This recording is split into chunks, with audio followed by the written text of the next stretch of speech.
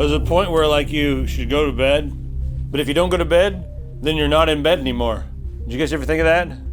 What was I saying? No, wait a second. There comes a point where if you're still up, you go from being like really tired and like lame to being like kind of delirious and funny, and then you kill yourself. And I'm right before I kill myself, so that's when we're gonna do the show. So today, I promise this is not an episode of WAS, but it's kind of an episode of the Crit WAS thing. We're going to talk about stuff that happened at E3, and I'm not talking about them opening the floodgates and letting all the masses come in there and rub against each other.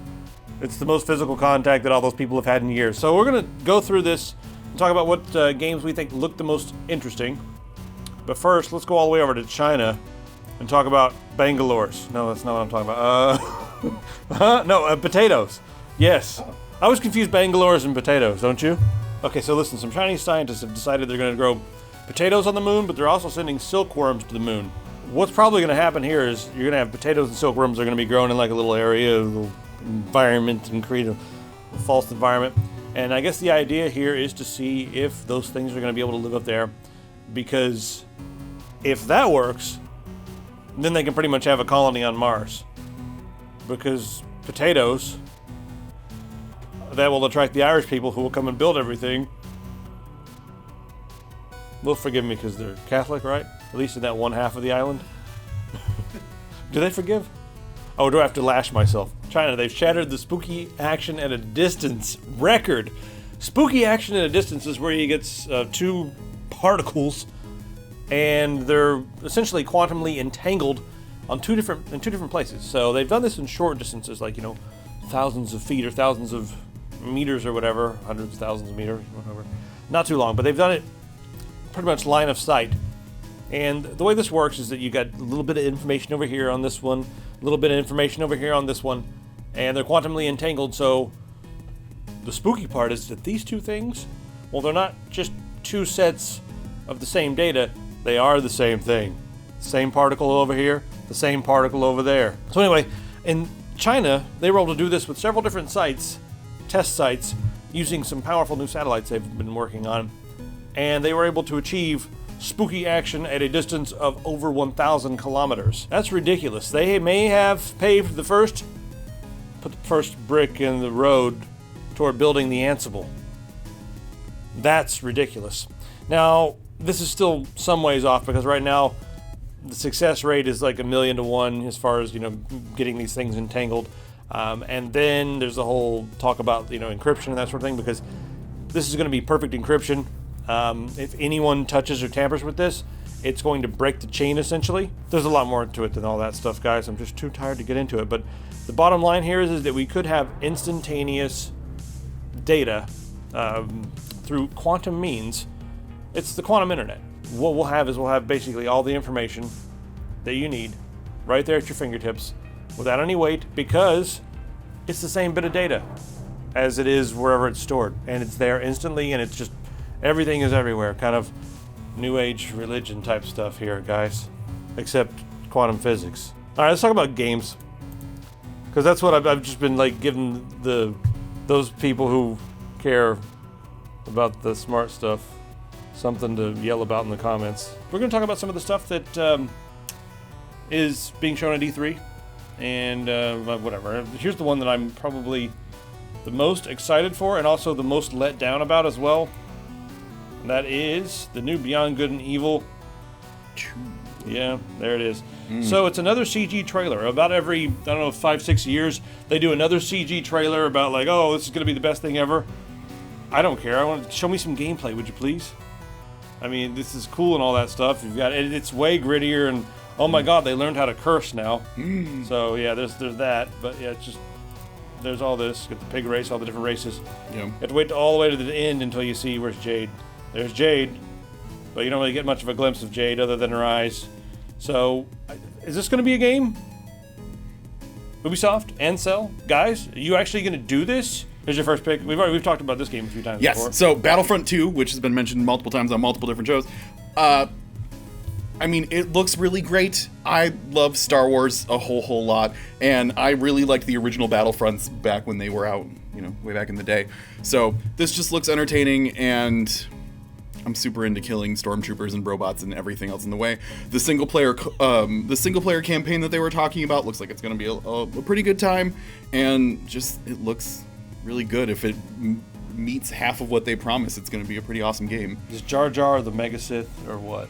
All right, next up on my list here was Shadow of War, and this one's it's a big AAA title. Anyway, this is the next installment from Shadows of Mordor, and this one, the last game, you were able to I guess kind of loosely gather an army. You could possess some of the orcs and whatever, and they would fight for you. But this one, you're actually going around and you're trying to grow an army so that you can lay siege to castles and overthrow whoever's in charge of the castle. So, random battles. The thing I'm really looking forward to with this is I guess better controls for the PC. It had one of the best fighting systems, the most fluid fighting systems of any game I've ever played. But the PC keyboard and mouse controls were a little cumbersome. I was contorting like I was trying to play a Rachmaninoff, but I was just playing a damn video game, so it was a bit weird. Anyway, we'll see how that one is. All right, next up on your list. So, Griftlands, they haven't really explained too much about it yet.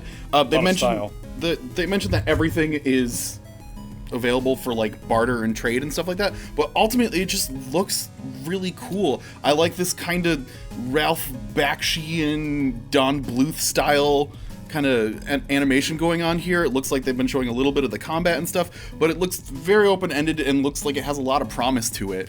They haven't really said too much about it yet, but just based off of how it looks pretty awesome. To me, it looks like almost a combination of a JRPG, a click adventure, isometric. I don't know. It's like a combination of a few different things. I think it looks pretty fun, and this looks like I assume this is what combat's going to be like, a turn-based. Yeah, that's the part that looks kind of turn-based JRPG style. Next up on my list here is Anthem. Yes, that's pretty fun. Yeah, I'm just going to make a quick mention of this because this is another big game that I'm sure everyone has seen all the trailers for and stuff. This is a game from BioWare, and the thing that I'm really looking forward to with this one is they kept mentioning that you are able to explore this world with your friends.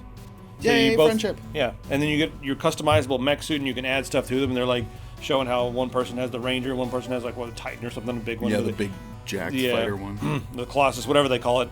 And they've got upgrades, and they're just hanging out, but you've got this huge open world that you can just explore, and it's a BioWare RPG with lots and lots of action.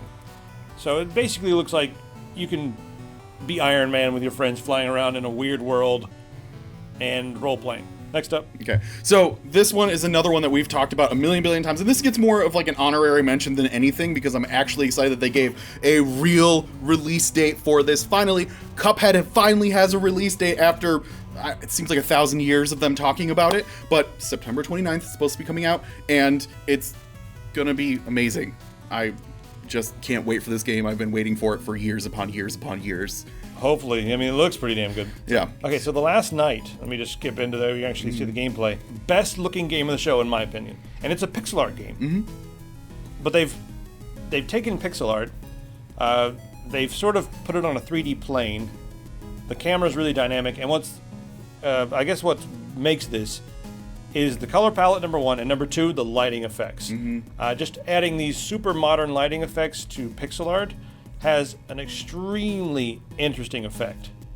It looks gritty, it looks dark, it looks very Blade Runner, it looks very Fifth Element, whatever. Element-y.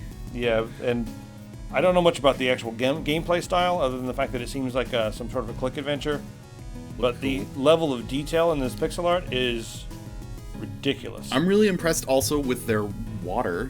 All the stuff reflecting off the water, you can see it just kind of in the lights, and then but just it looks really cool how they did it all. Yeah, top of the line particle effects, rain, water, everything else. It looks, like I said, my pick for this looks like the prettiest game at the show. There's a lot to take in every little scene. It's awesome. Indeed.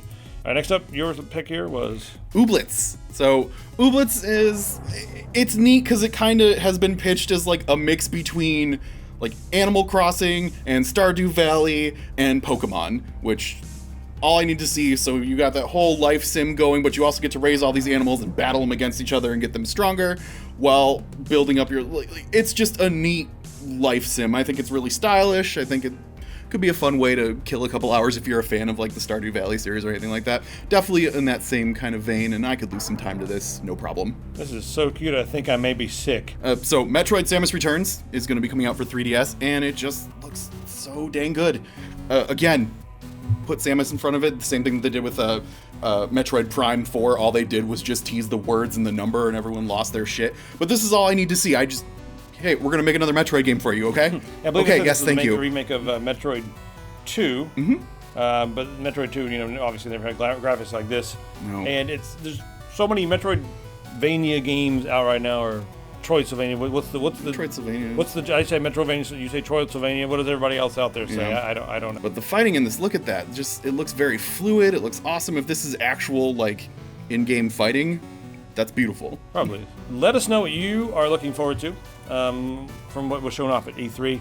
E3's largely AAA titles. I'm really waiting for PAX to see all the smaller games, the games with the nuances, the games that are more niche for a very certain person. So waiting for that. All right. So they also announced a core Pokemon RPG coming out for Switch. Where's that? Just saying, right there. Oh, there it is. I totally forgot about this one. Not to get away from PC gaming on this, but there's a Pokemon game coming out for Switch. It may be Pokemon Stars, which is what a lot of people are speculating, or it could be something completely different.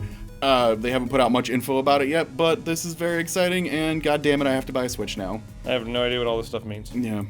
Well, good. So I'm going to rant about this for a minute. Creation Club. So you guys remember Bethesda? They did their paid mods thing back a while ago on Steam, where they had hey, we want to make money off these mods, and everyone freaked out and yelled and screamed at mostly Valve about this whole thing, about, hey, what are you doing? But a lot of it was Bethesda trying to suck some money out of this. I see oh my god, the modding community is so insane. How are we not making money on all these mods that people have? So right now what they're doing is they're creating something called the Creation Club.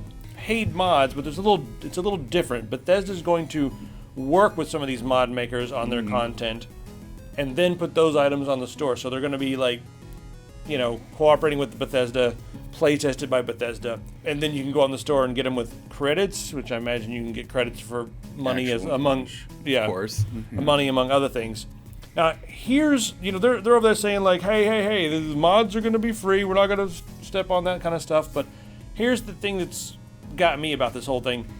What if Bethesda approaches some of the mod makers who make the best mods, who make the mods that we all want to play, and they're like, hey man, listen, if we just take that and change it a little bit, make it a little bit more mainstream and generic, and fix these rough edges that some of the people love, but we'll tame it down a little bit for the dumb masses. We can put it over here and make you some money. We'll take the lion's share because it's our game. We'll make you some money too. I'm worried that they're going to come and start poaching modders from the community, and I want those modders to make a lot of money. I do. I would like for them to go out, use some mods to practice, and then actually start making real video games. But so I'm kind of sort of torn. I want these guys to do well, and I want them to make money. And I know Nexus has donation systems, but at the same time, I'm just afraid that Bethesda is going to ruin this. Just take away the sheer joy of modding. Right, and just turn it into another money-making thing. They're going to start assigning how much would somebody pay to have a clean UI, or how much would somebody, how much. And then here's the other thing: is most of these mods fix the broken games. So now you're going to have these mods that are fixing broken games, because they don't release completed games. They release broken games, and the community will take care of it. They love it so much. They're going to pay $59 and then they're going to fix our shit. But Bethesda's apparently drunk all I the don't know. Just release it and they'll take care of it. They love us. Just keep fucking releasing Skyrim. Put it on microwaves and toasters and everything. and then someone over at id shows up and is we already have Doom running on microwaves. So Fire that fucker. Skyrim will run on everything before Doom will. But yeah, but that's gonna be is this skin for my power suit in Fallout 4? Is this worth $5 for just a cosmetic change? That's what they're gonna be doing. How much would the anime boob guys pay for their anime boobs with the physics in their Skyrim? I had one friend, I'd go over to his house and everything was pink and everyone was running around in Skyrim going what is this? It was an abomination, but it was a different game. But see, that's something you can do. Bless his heart, he can do it all he wants. Yep.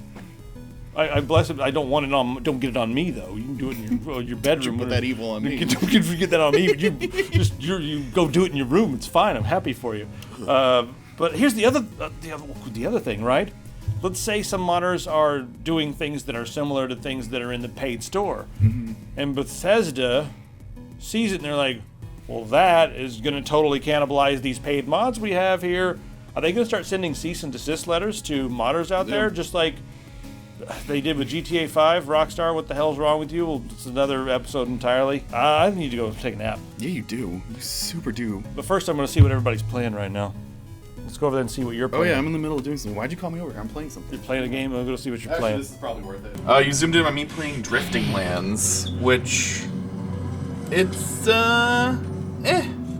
That's pretty much the whole... Yeah, so it's a bullet hell. It looks really nice. Like, that's the thing. It's a very nice looking bullet hell, you know, side scroller with your ship that you can upgrade and do whatever with. Your actual, like, ship customization, you have 3 basic ships to choose from. Go to your hangar. So your ship has all these different slots that you can upgrade and all these different attributes and all these different skills that you can choose from.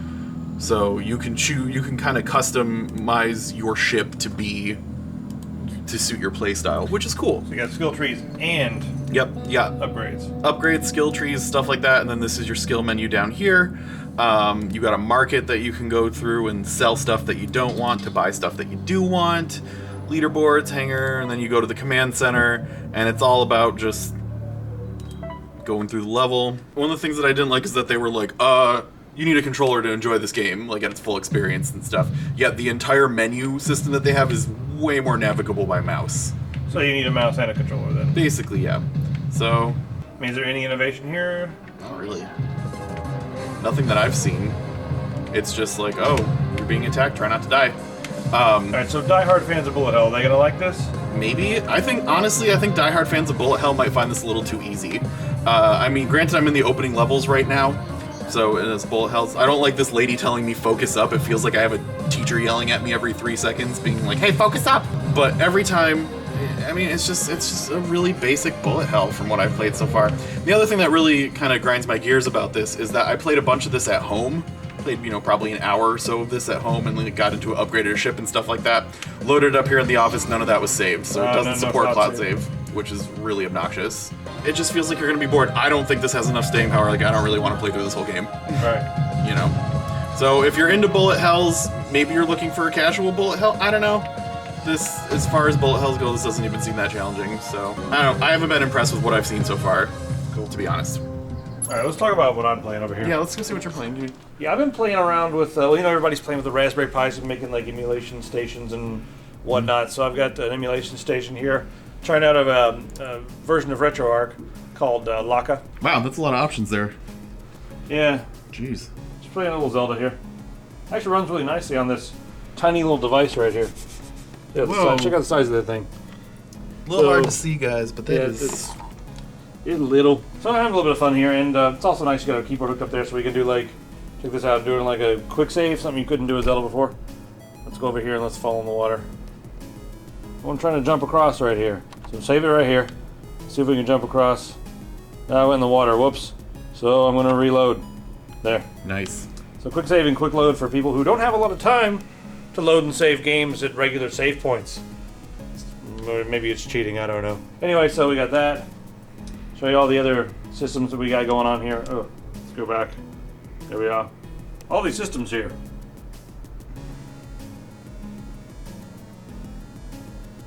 Just system after system after system after system. So, if you guys want to know more about this, let me know in the comments. There's something I'm playing around with here so we can hook up to the projector, you know, have one at home to play some old retro games. And remember, if you're going to play these games, you better own the real version. Legal disclaimer. Alright, so that's what I've been kind of playing with this week. It's fun. You guys thought you were going to get away without a forced meme? Let's go see what Doug's got going on.